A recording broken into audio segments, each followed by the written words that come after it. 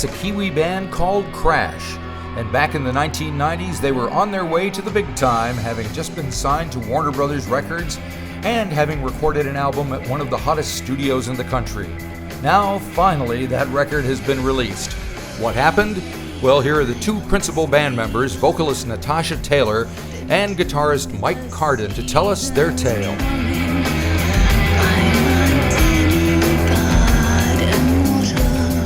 Hi, welcome to the 13th floor. I'm Marty Duda. Today we welcome two of the members of Crash. Welcome, members of Crash. I'll leave the viewers to figure out which one is Natasha and which one is Mike. Hi, guys. Hi. Hey, how are you? Thanks for having us. It's nice to have you here. Nice So to be this here. is a band that split up like 25 years ago? Yeah, not so much split up as just stopped. We Stopped. just turned our energies into other places. Right. Yeah, And you recorded an album we did. 25 plus years ago, and now it's out. Absolutely. Thanks to Rob Mays at Right. Failsafe Records. Yes. And and just a bit of lockdown time and archiving, I think. Right. So I'll start with the beginning of the backstory, and then you can pick it up. So you guys were signed to Failsafe in the early 90s, released a couple of singles, got signed to Warner Brothers, recorded an album at the fancy Revolver Studios, and everything was all go, and then it wasn't, and it stopped. So tell me what happened. Yeah, so we had a couple of meetings with Dave Rose from Warner's, who was really interested in the roughs and things that were coming out of the studio at that Right. time. And unfortunately, another band was signed in lieu, and in those days, really the majors only had space for one signing. How was that? That doesn't make any sense at all. Well, that's the way that it was. That's definitely the And way that it other was. band was the Well, it's Feelers. the Feelers, Right. who I'm a big fan of. Been to many Feelers gigs, and I've got favourite songs as well. Sure. But it's not really so much about being overlooked or them being picked over us. It's Right. just the fact that the space was so limited for the talent that was out there. There were a lot of other bands that were It makes producing no sense at all. great music, yeah. And the radio play was pretty scant as well. Yeah. So Mike, what do you remember that when you found out that the album's done and now it's not coming out? How did they present it to you? Yeah, look, I mean, I have a terrible memory. Oh, right? good. So, It's going to be a great interview, so, like, right? Yeah. So I'm just going to get settled out at the start. But I think that if you're a band in any era, but particularly in the 90s, Yep. you kind of just get used to things not going your way. Sure. Right? And so I probably just acquiesced to it, to be honest. I Yep. probably just went like, oh, well, Right. I guess that, we enjoyed the act of creating the album. That was as a musician, that's almost the most enjoyable part of it, right? And so the bit where someone then says, okay, well, you're not actually going to connect with the audience and so on, that kind of bums you out. But I don't know, I feel like we just sort of we faded out, and also it's I guess we'd probably been in it 6 or 7 years, you know. So it's kind of you'd reached the sort of you felt like you'd reached the finish line. But it's never the finish line, is it? Yeah, apparently not, because here we are. That was the same with the lineup changes. We lost another rhythm section, and Mike and I did try to carry on and meet gig commitments that we sort of had at the same Right. time, but the energy just wasn't really there. And I think naturally too, if something's too hard and you feel like you're pushing against the grain, actually our energies were better off probably redirected into other areas, which they were, and I Right. think it's all ended up as it should have probably. Because at that time, that was kind of the time I arrived here in New Zealand, and I felt like things were happening in the local scene. You had She Had, and like you say, the Feelers. There was just lots of stuff Lots of going talent, on. yeah. Dudes making music were really popular. Dudes. Yeah. Well, Beck Rung was doing all right. Yeah. Stellar. Yeah. So, But then again, even if you look at Stella with respect to Kurt and Bo and so on, Tadpole. they never really turned into what they could have. To me, Right. I always look at I reckon Stella are a great example of just a great band that never really made it as big as they should have. So I don't know. I think that though the thing is that we're actually a few years before that. That's the interesting thing. And 2 or 3 years makes a lot of difference in popular music. And so I'm thinking Straw People, or maybe there's some of that. There's some of that sort of dancey click which we weren't really in. We were sort of more in the kind of We were live. We were live. like the rock Right, kind right. of like. Okay, so that all happened, and now here we are here. So how did this get released finally? I hear you had to go find the tapes or something. Did you actually have to go looking for the tapes? It was funny. I was living in Sydney, and I got this call from Rob Mays, and and he was like, I'm putting together compilation of some New Zealand music from the era. Do you have any tracks lying around? And I kind of just sort of, it was in the middle of the pandemic, and I was living in Sydney, I didn't have any access to the archives. I was like, oh, maybe we've got something. And that I mucked around on that for probably about 6 or 7 months, and then passed it to Natasha, who did something with it. And basically you can take the story from there. Yeah, and so then Rob contacted me, and literally through email, and as Mike said, that lockdown time, we put together the backstory of the band and uncovered tracks. He did a lot of the legwork, Rob, and it was the easiest thing, as I said, compared to when we were actually trying to make the band successful and be heard.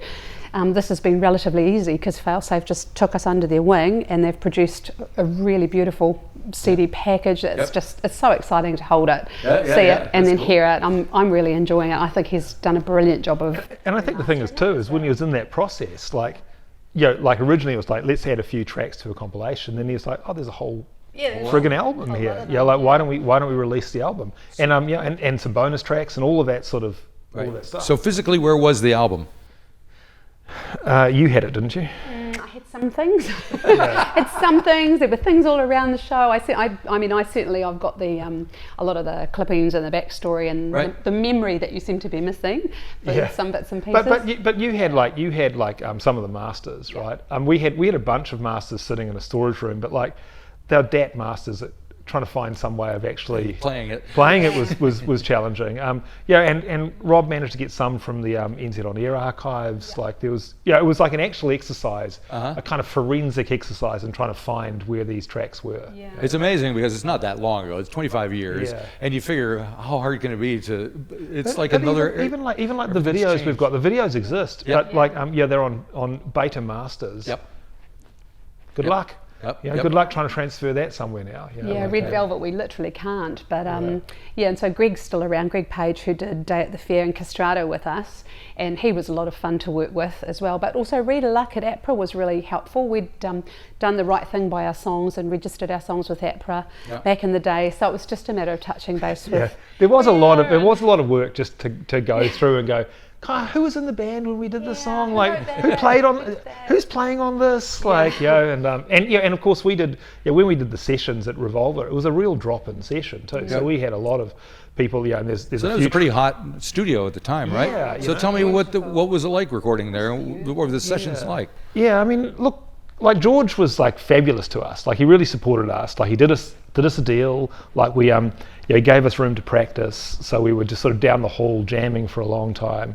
And then, basically it was built around a desk they bought from TVNZ, right? And so it was like this, this great sounding kind of room to be in. And Neil Baldock was so kind. Like, he was just like one of the band, in the end he engineered the studio and mastered it for us. And it didn't really feel.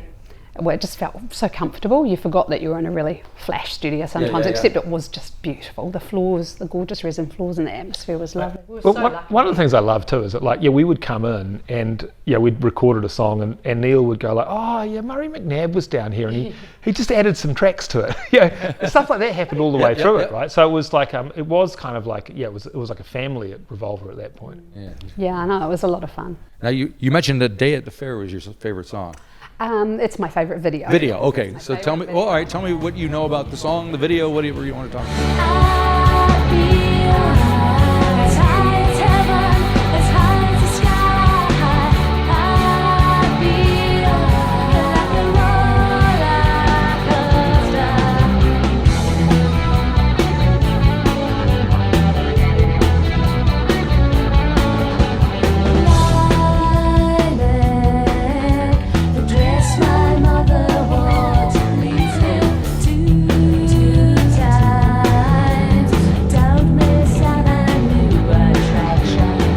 The video, there was a lovely man called Max Purdy, who's a jazz musician. I think he's quite well known around.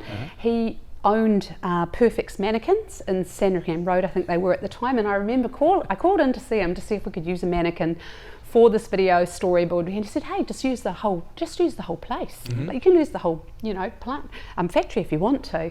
And so we did. So all the extras are mannequins except for the band in there. And what a ball we had! Absolutely, the mannequins are wearing half my clothes from my wardrobe. I look at some of the outfits and go, wow, that was a bit questionable, and half of them from That's what the 90s were all about. Well, it's not as bad as the 80s. And some of the stuff came from the Glen Eden Playhouse, and we just dressed all the mannequins, and gosh, that was a fun video shoot, with the silver balloons and things. And then we did a little bit of acting in the toilets at my office at the time. Acting in the toilets. Acting in the toilets. I'm standing on 2 telephone books to be as tall as Claudia to give her the lipstick. Claudia's the mannequin. Claudia. She had her name under the wig. All the mannequins have their names on their head. Right. Very cool. So, and who was doing most of the songwriting? Was it both of you? Either one of you? Do you have your separate? How did it work? We wrote together mostly, and then jammed together as the band. Yeah, there's a lot of. We were talking about this earlier, right? There's a lot of stuff which was quite organic. You know, like we had we had a bass player. Our original bass player, Sean Reed, would just he'd thump out a bass line, and and then we'd James Cullen would add some drums to it, and then we'd add some guitars, and then that would give Natasha a vibe or a feel, and she's a very, what we describe it, kind of storytelling lyricist. And so things would evolve that way. But occasionally, you and I would sit down and write some songs.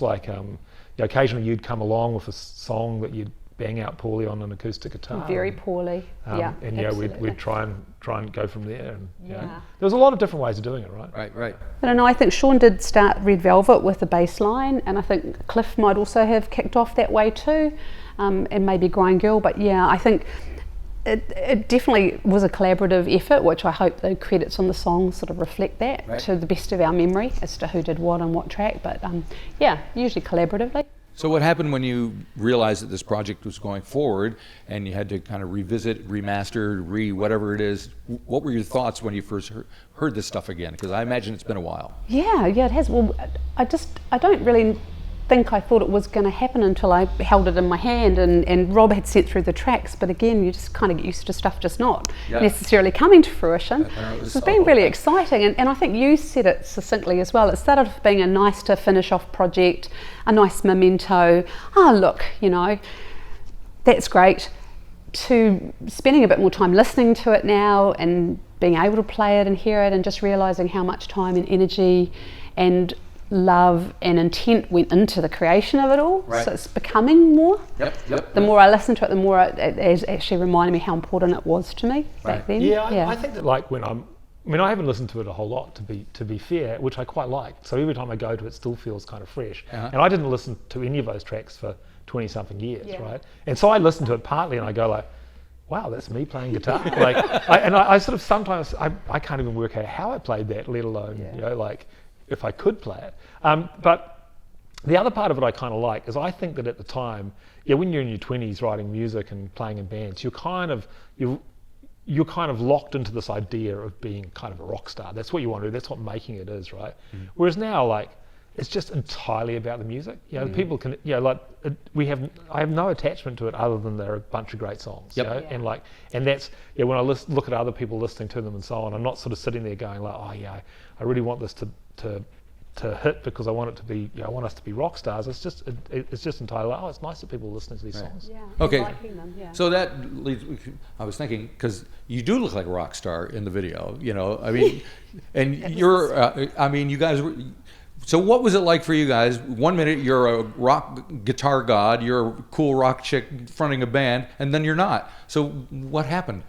How was it for you did you try other musical things? Did you go off and open a bakery? I mean, what? No, we literally just, we stopped, we really did stop. I think it was a mutual, we'd had a couple of conversations about it, and I think we'd both sort of ventured down different paths, and life was just, it had taken a turn for me. I did have a couple of personal things that were really hard to deal with at the time that set me back, and I had a lot of family support to get through that, and friends like Mike, and it was just better, I think, for all round good health and well-being to just focus on something that wasn't music. You know what happened to me, I reckon? I've only just sort of recalled this now, but I was mates at school with Simon Williams, who went on to be the bass player for Goldfinger, right? The ska rock band. So big period of touring for him, and to me and my friend group, he was probably one of the most successful musicians. High Rotate on MTV,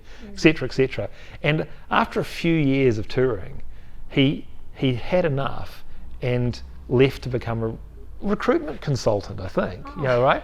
And I remember at the time thinking, like, oh my God, the only guy I know that really made it, that really kind of lived the dream, actually didn't even like it once he got there. Right. And I think that kind of, those things coincided to me. So I think I just went on to do something else. I mean, I focused a lot on business. I focused a lot on racing. I raced downhill mountain bikes, so I did that. So it was sort of like, it was just an opportunity to have another era. And I do think that I sometimes go back and catch up with musician friends, and I find that they've sort of fallen into three groups now. There's the group who were successful, right? So people like Brian Bell or Jordan Luck or whatever who went on to do something, and then there's the much larger group of people who just left and got a job and did something else, and hey, that was a really fun part of my life, and then there's the group which is sort of still chasing the dream, and I'm not so sure if I'd want to be in that group. To be fair, like it's like at some point you just got to go, oh yeah, no, that's.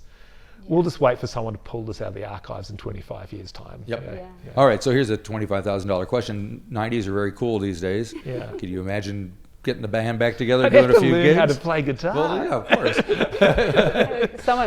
course. Someone suggested that there was a big, Mikey's just got a place he's got underway down in Queenstown you're going to be building, so you'll be really busy over the next, it's going to take you a year or two, I imagine.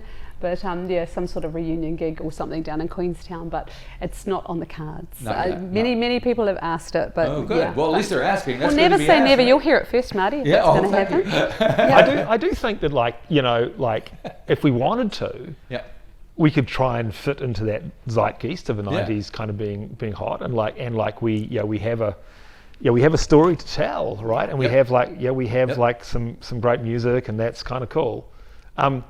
But also, say Sarah, Sarah. It's like we'll see what occurs. I don't think we want to be kind of redoing this music live. I think what we'd most like to do is just say, hey, some radio play would be nice, getting it out there and just treating it as a time capsule. Right. And look, I think it's really important too, because I know we felt that way 25 years ago, to give space to new talent. And there's new talent out there, and they'll be amazing, and they deserve the space and the airtime, and it's like, hey, why would you from 25 years ago even need time on the radio? But the issues seem to be so similar. I mean, there's still not that much airplay. There's still, I mean, the album, excitingly, was number 4, I think, and there's a few local radio stations playing. My husband's saying, show me the money. I'm squirreling it now. I'm squirreling it away. But it's no one's really, the mainstream radio stations aren't playlisting anything just yet. Again, we'll let you know. So maybe our story, even though it was 25 years ago, it's the same story today for some people, and maybe that's what we should all be paying attention to. Lessons for the youngsters. I do think there's an interesting idea though that some of the things you do are kind of timeless in our legacy, and it's just like a nice reminder of that. And it's like this bit where we're at number 4 in the album charts last week. It's like, screw you, 660. There you go. Here's these people who aren't even musicians anymore. That's pretty cool. So I got to say, when I read the story leading up to this, I was like, oh my God, how are they going to feel about it? But you are not bitter or twisted at all. Oh, no. And you have probably every right to be. Oh, no. My life is, I'm exactly where I should be now. And I'm so lucky. And I look back, and the most important thing to me is to have, from that time, the friendship of Sean and Mike, and and Yoshi and Christine, and just to have created something that's cool. And I think everything definitely worked out as it should have. I think for me it was the right path. I really don't know if where we were heading or where I wanted to go was going to be a good place for me, to be honest. I mean, we would have just ended up like alcoholics, like all musicians, wouldn't we? I didn't drink then. I do now. I used to lose my voice if I drank. It would make my sinuses run. It was bad for the singing. But no, and I think you told me I was a nicer person too about a year later as well. There you go. Probably true. Win-win. Excellent. Well, it sounds like it's got a happy ending. I think so. And Mike's certainly gone on to do some very successful things. I think you employ a lot of people and run businesses, and we make good contribution to society in a different way. Right. All righty. I'm thrilled to pieces that you guys could spend some time here with me telling me about it. So, Never say never, Marty. We might be back. The door is always open. I heard that. Yeah, there's been, as you know. So yeah, feel free to climb on the piano and sing a few songs. Thank you. All righty, thank you very much. Good luck with everything. Thank you, Marty. Thank you very much.